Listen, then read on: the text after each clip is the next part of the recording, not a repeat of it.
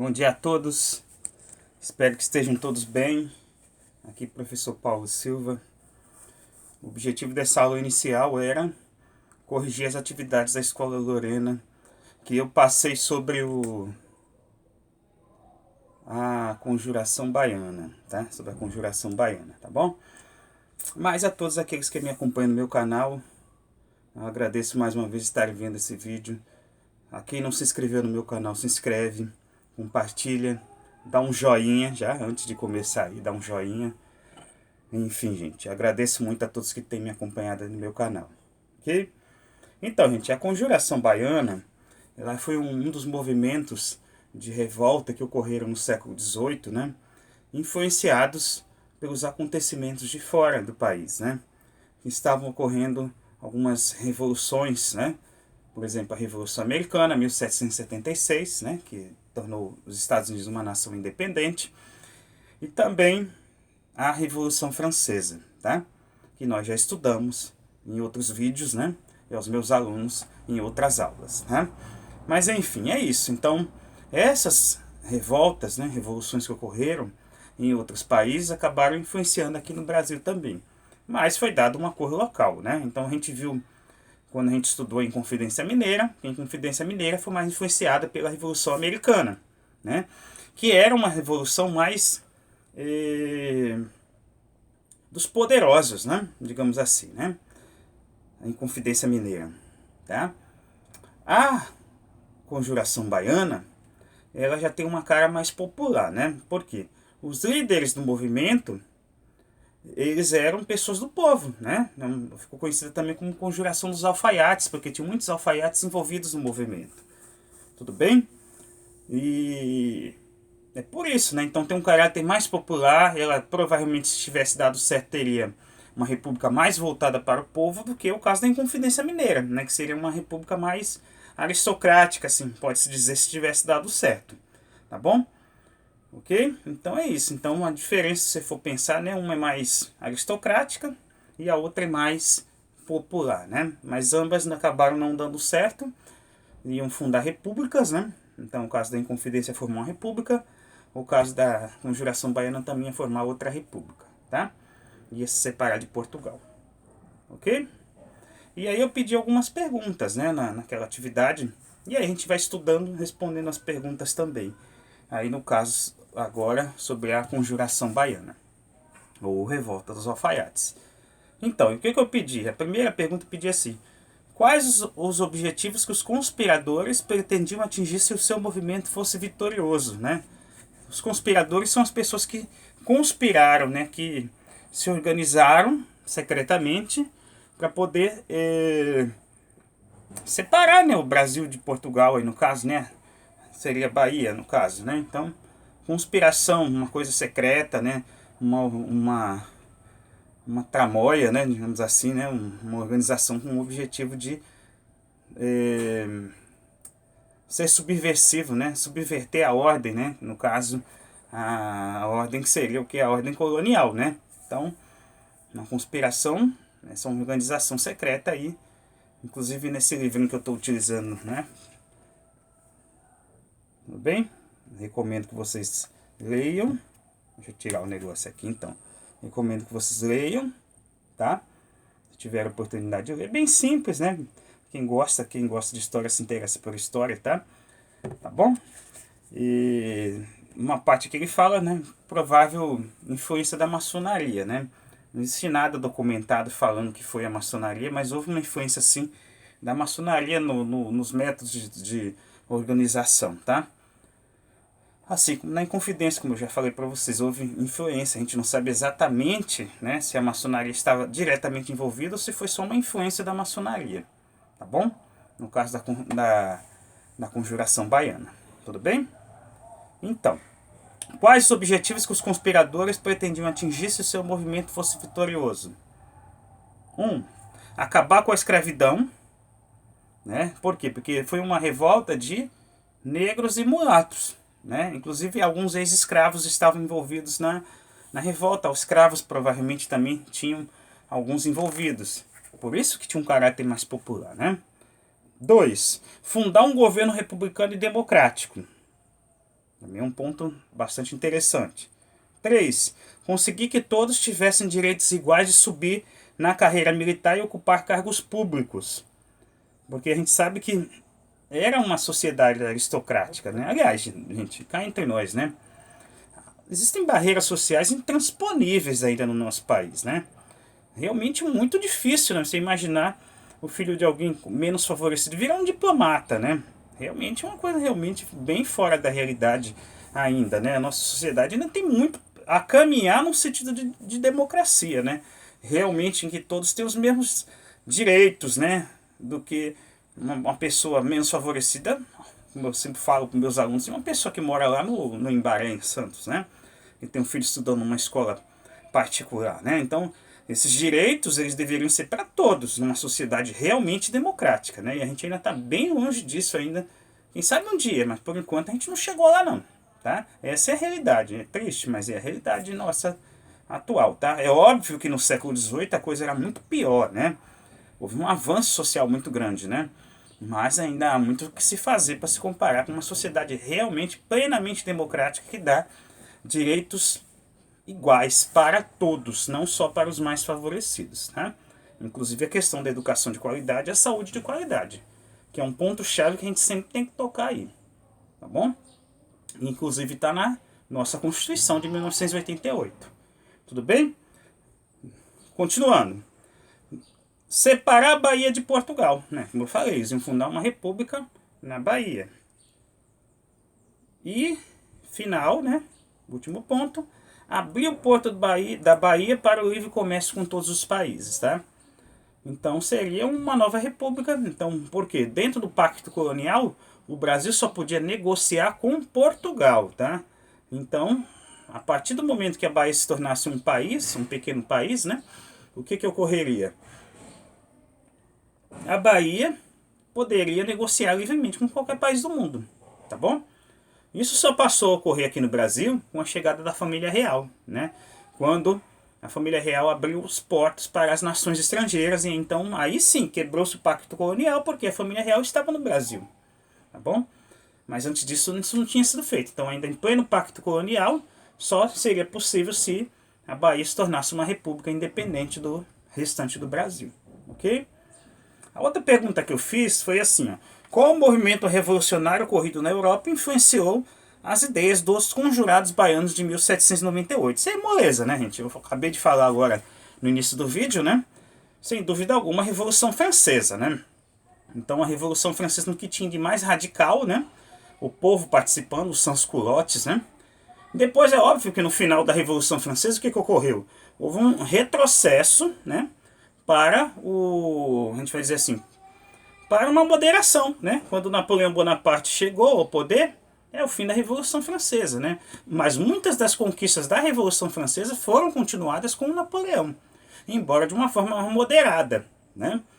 Então se saiu de uma direita, caiu-se numa extrema esquerda e acabou no final de tudo virando, digamos assim, né? Se a gente fosse pensar o espectro político, se tornando um centro, né, digamos assim, né, um partido de centro passou a ser predominante na França a partir da ascensão do Napoleão Bonaparte, ok?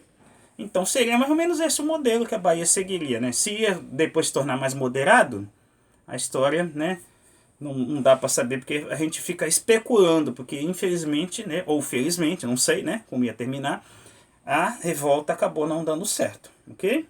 Tá bom? Então a grande inspiração da conjuração baiana ou revolta dos alfaiates foi a Revolução Francesa, tá bom? Pelo seu radicalismo, pelo seu caráter popular e não a Revolução Americana que era mais moderada, tá? Tá bom? Tanto era mais moderada a Revolução Americana que um dos revolucionários da Revolução Americana, o Thomas Paine, ele foi para a França. E quando chegou na França, ele foi considerado um girondino, que era do grupo dos mais moderados lá, tá? Então, um revolucionário da América era moderado lá na França naquele momento de revolução, ok? Continuando. Cite 4 produtos exportados pelo Brasil e 4 importados naquela época em que houve a revolta dos alfaiates ou conjuração baiana. Exportados: açúcar, fumo, aguardente, de cana no caso, né? farinha de mandioca e ainda piaçava, madeira, couro, arroz. Tá bom? Esses eram os produtos do Brasil naquele momento. Muitos desses produtos eram trocados por escravos. Tá? A gente já está no auge da escravidão. Né? A gente não pode esquecer isso. É época, né, do ciclo do ouro também. Tá bom? Tá? Embora já numa descendente. Já numa descendente. Lembrando que a Inconfidência também tem a ver com isso. Né? Importados. O que o Brasil trazia de fora? Tecidos, manteiga, ferramentas, móveis, vinho, azeite, bolacha, peixe seco, carne salgada, cera de abelha e ouro, tá? Você vê que o ouro já estava escasseando naquele momento, tudo bem? Ok? Então, vamos para a nossa última questão, tá? Desculpem. Então, nossa última questão, a gente... Última não, ainda tem algumas aqui. Ó. Tem uma pergunta aqui sobre... Como se fosse um assinale, né? Um assinale que era relativamente simples, né? Digamos assim. Então, diz assim, ó. Assinale com C e as afirmações corretas e com E as erradas, né? Então, vamos resolver aí. Então, ó. Muitas pessoas se reuniam em Salvador e nos arredores para discutir as ideias da Revolução Francesa. C. Certo. Tá? B. A maioria dessas pessoas era composta por senhores de engenho e outros homens ricos e poderosos da Bahia. A maioria? Não, né, gente? Então é errado, né? Existiam pessoas poderosas no movimento? Sim, existiam. E depois o governo da Bahia, né, fez questão de esconder quem eram essas pessoas, né, para caracterizar o movimento só como um movimento popular. Existiam pessoas poderosas, mas eles eram minoria. Ao contrário lá da Inconfidência Mineira, que era mais voltada para as pessoas da elite, e o mais pobre justamente foi o que foi condenado. E foi o Tiradentes, tá bom? Fazendo essa comparação aí. Letra C. A maioria dos artesãos de Salvador é formada por brancos livres. Errado.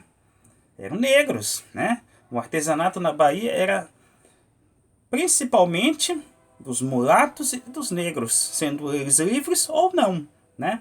Porque existiu e existe ainda, né, infelizmente, um certo preconceito contra o trabalho braçal, o trabalho manual, né? E isso é uma herança da escravidão. O branco não pegava no pesado, isso de modo geral, o branco rico, que eu estou dizendo, tá, gente? Então essas atividades manuais, elas ficaram a cargo dos mulatos e dos negros, né?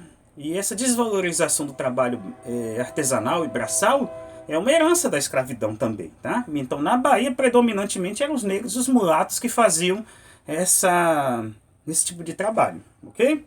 Então é E. D. As ideias de liberdade e igualdade divulgadas por livros e folhetos franceses entusiasmavam muitas pessoas humildes.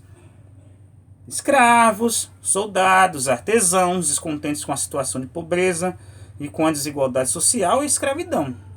Correto, né? Isso aí, a Revolução Francesa caiu como uma luva, né? No que eles estavam sentindo, tá? E os soldados não se interessavam por mudanças sociais, pois recebiam um bom pagamento das autoridades portuguesas. Então isso é o tipo de coisa que nunca ocorreu, né, gente? Soldado, militar de modo geral, ganha muito mal, né? Isso é fato, ganha muito mal. Tá? Isso não vem de hoje. É uma questão histórica no Brasil, né? Aliás, esse é um dos grandes problemas do Brasil para se resolver, né? Não sou eu, governante, que vou fazer isso. Mas nós sabemos que as forças de segurança, tirando os oficiais, ganham muito mal, comparado com outros países, né? Numa situação de periculosidade, tá bom? Então isso é um fato histórico isso, né? Isso é histórico, isso não mudou muito, tá? Então obviamente que eles ganharam muito mal e infelizmente continuam a ganhar mal até hoje, né? Os conspiradores não planejavam mudanças sociais profundas, pois pretendiam manter a escravidão e as diferenças entre brancos, negros e mulatos. Mentira, né? Então eles realmente queriam mudar isso, né? Eles queriam mudar uma sociedade, criar uma sociedade mais igualitária na questão das oportunidades entre todas as classes e todas as cores, né? Como a Bahia é diferente, tá? Principalmente na região de Salvador. Você nunca foi a Salvador, vá que você vai perceber como é diferente, tá bom?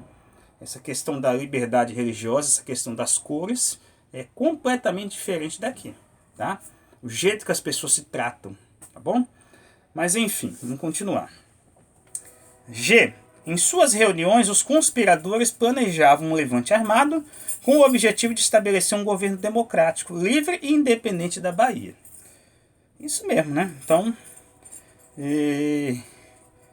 era isso que se queria, né? Um governo independente na Bahia, tá bom? Tá? Então, esse era o objetivo principal. E H. Entre os planos dos conjurados estava a criação de um governo republicano. Isso mesmo, tá? Não se sabe quem seria o presidente da república, se essa república fosse fundada, mas inicialmente entre os planos estava chamar o governador, né, para ser o governante deles, que eu achei um pouco atrapalhado da parte deles, né, achar que o governador iria entrar e embarcar nessa, né, mas faz parte, né, tá bom? Vamos em frente? Então, vamos em frente. Que fato, acontecido em 12 de agosto de 1798, provocou a prisão de alguns conspiradores e o início das investigações sobre a conspiração. Tá? Então foi justamente, né, nesse dia, né, que apareceram fixados em diversos lugares boletins anunciando a chegada da Revolução. Tá? Então quando eles anunciaram isso, foi que nem lembrou um pouco quando teve a Reforma Protestante, né? Do negócio lá da igreja lá de Wittenberg, né? Quando Martinho Lutero colou as teses dele, né? As ideias dele. E aí foi quando a igreja católica resolveu tomar uma atitude. E aqui foi igual, as atitudes dos conspiradores acabou reforçando o intuito do governo português, né? Que já estava desconfiado, na verdade, né? De alguns deles, e aí eles resolveram investigar, tá? Eles não pensaram nisso, primeiro se organizar para depois divulgar, né? Eles achavam que estavam organizados e acabaram se precipitando um pouco, né? Tudo bem? Mas é história, né, gente? Eles não sabiam o que ocorreria. Hoje eu estou falando isso no século XXI, eu já sei que deu errado, né? Mas naquela época eles não sabiam que iria dar errado, tá bom? Ok? Então, apareceram fixados em vários locais, né? Boletins anunciando a chegada da Revolução. Então isso fez com que o governo tomasse uma atitude. Próxima questão. A reunião do campo do dique do Desterro foi denunciada por 3 participantes da conspiração. Quem eram eles, né? Então sempre tem um traíra, né? Então eles foram procurados pelos participantes, né? Depois que um deles foi preso. Entendeu? E aí eles iriam, na cabeça deles, óbvio, eles iam resgatar esse que foi preso e desencadear a revolução. E aí, infelizmente, sempre tem alguém que fica com medo, ou é traidor mesmo, né? E acabou denunciando, tá? Então, quem foram os 3 traidores, os 3 Judas dessa conspiração?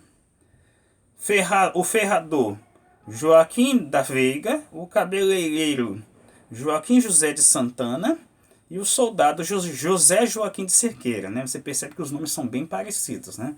José, Joaquim, então, tá? Então são esses caras aí, tá? Foram esses caras que denunciaram o movimento e obviamente que as autoridades incentivaram que eles fizessem isso para poder pegar o pessoal, né? Com a boca na botija, tá bom? E no final de tudo, o que aconteceu depois da fracassada reunião do Campo do Dique? Então foi quando eles se reuniram, né, para poder pensar, né, como eles iam reagir, né, à prisão de um dos líderes. E o que ocorreu depois disso, né? As autoridades começaram a prender cada um deles, né?